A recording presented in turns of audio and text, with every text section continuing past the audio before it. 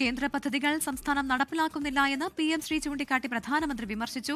3 അമൃത് ഭാരത് ട്രെയിനുകൾ അദ്ദേഹം flag off ചെയ്തു. വിവിധ പദ്ധതികളുടെ ഉദ്ഘാടനവും നിർവഹിച്ചു. അതേസമയം വേഗറെയിൽ ഉൾപ്പെടെ കേരളം പ്രതീക്ഷിച്ച വമ്പൻ പ്രഖ്യാപനങ്ങളൊന്നും ഇല്ലാതെയാണ് പ്രധാനമന്ത്രി മടങ്ങിയത്. നരേന്ദ്രമോദിയുടെ തിരുവനന്തപുരത്തെ പ്രസംഗത്തിനെതിരെ കോൺഗ്രസ് നേതാവ് KC വേണുഗോപാൽ രംഗത്ത് വന്നു. വിവരങ്ങളുമായി R ശ്രീജിത്താണ് തിരുവനന്തപുരത്ത് നിന്ന് ചേരുന്നത്.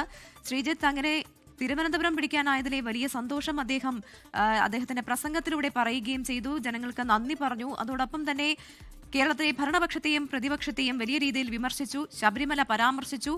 അങ്ങനെ എന്തൊക്കെയായിരുന്നു ഇന്നത്തെ മോദിയുടെ പ്രസംഗത്തിലെ ഏറ്റവും പ്രധാനപ്പെട്ട ഭാഗങ്ങൾ?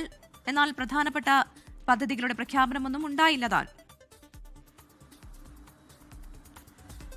BJPയുടെ NDAയുടെ കേരളത്തിലെ നിയമസഭാ തെരഞ്ഞെടുപ്പിന്റെ പ്രചാരണ പരിപാടികളുടെ ഔപചാരിക തുടക്കമാണ് പ്രധാനമന്ത്രി നരേന്ദ്രമോദി ഇന്ന് തിരുവനന്തപുരത്ത് നിർവഹിച്ചത്. ഈ ഭരണ പ്രതിപക്ഷ മുന്നണികൾക്കെതിരെ ശക്തമായ വിമർശനമാണ് പ്രധാനമന്ത്രി ഉന്നയിച്ചത്. രണ്ട് മുന്നണികളുടെയും കൊടിയുടെ നിറവും ചിഹ്നങ്ങളും വ്യത്യസ്തമാണെങ്കിലും അവരുടെ അജണ്ട ഒന്നാണ് എന്നാണ് പ്രധാനമന്ത്രി ചൂണ്ടിക്കാണിച്ചത്. അപ്പോൾ വികസിത ഭാരതത്തിന് വികസിത കേരളം അനിവാര്യമാണ്. അങ്ങനെ കേരളത്തെ വികസനത്തിന്റെ പാതയിലേക്ക് എത്തിക്കാനായി BJP സർക്കാരിനെ ജയിപ്പിക്കണം. BJP സർക്കാരിനെ തിരഞ്ഞെടുക്കാൻ കേരളത്തിലെ ജനങ്ങൾക്ക് ലഭിച്ചിരിക്കുന്ന ശരിയായ അവസരമാണിത്, ശരിയായ മുഹൂർത്തമാണിത് എന്നാണ് പ്രധാനമന്ത്രി ചൂണ്ടിക്കാണിച്ചത്.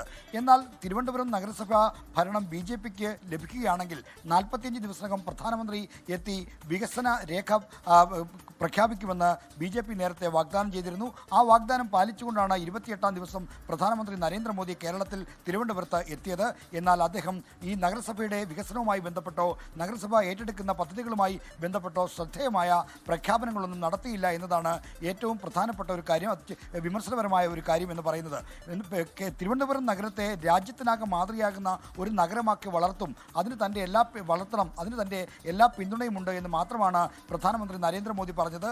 അല്ലാതെ നഗരസഭയുമായി ബന്ധപ്പെട്ട ഏതെങ്കിലും പദ്ധതികളോ പ്രഖ്യാപനങ്ങളോ പ്രധാനമന്ത്രിയിൽ നിന്ന് ഉണ്ടായില്ല. എന്നാൽ നഗരസഭ ഇതിന് ചൂണ്ടിക്കാണിക്കുന്ന കാര്യം, നഗരസഭയ്ക്ക് കുറഞ്ഞ ദിവസം മാത്രമേ ഒരു വികസന രേഖയുമായി ബന്ധപ്പെട്ട കാര്യങ്ങൾ തയ്യാറാക്കാൻ സമയം ലഭിച്ചുള്ളൂ.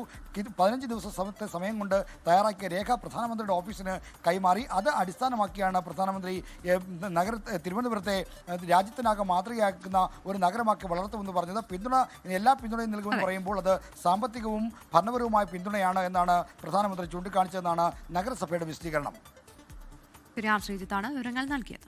ലോകത്തെവിടെയായാലും ഏത് സമയത്തും 24 വാർത്തകളും ഓഗ്മെന്റഡ് റിയാലിറ്റി പാക്കേജുകളും എക്സ്പ്ലെയിനറുകളും വിശദമായി കാണാൻ ഞങ്ങളുടെ YouTube ചാനൽ നിങ്ങൾക്ക് സബ്സ്ക്രൈബ് ചെയ്യാം.